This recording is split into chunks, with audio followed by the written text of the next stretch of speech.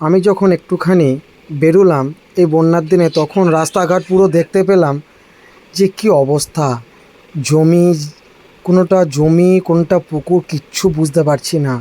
আর এই দেখো এই যে বাড়িটা আছে, এই বাড়িটার কি অবস্থা মানুষজনের, এই বাড়িটার কি অবস্থা। এই বাড়িটাকে নৌকায় করে এপারে নিয়ে আসা হয়েছে তাদেরকে।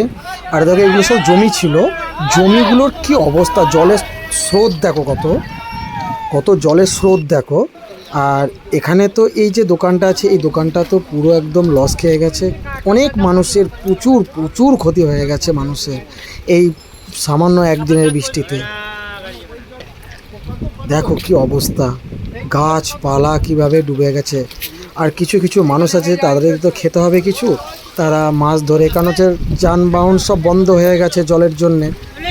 আর এই যে জায়গাটা দেখো, মানুষের যে জমি, মানুষ যে, আমাদের তো গ্রাম বাংলায় কৃষি কাজ করেই তো সব কিছু খাওয়া দাওয়া। তাই দেখো কি অবস্থা, মানুষ জমি চাষ করেছে, চাষ করে ফসল লাগিয়েছে, সেই ফসলের কি অবস্থা দেখো, ফসল দেখাই যাচ্ছে না। দেখো তোমরা কমেন্ট করো, ফলো করো, একটু সাবস্ক্রাইব করে রেখো চ্যানেলটা, নতুন নতুন ভিডিও দেওয়ার জন্য, দেখার জন্যে। আর দেখো এখানে যে মানুষগুলো আছে তাদের মাথায় হাত পড়ে গেছে, তাদের জমি টমি সব শেষ।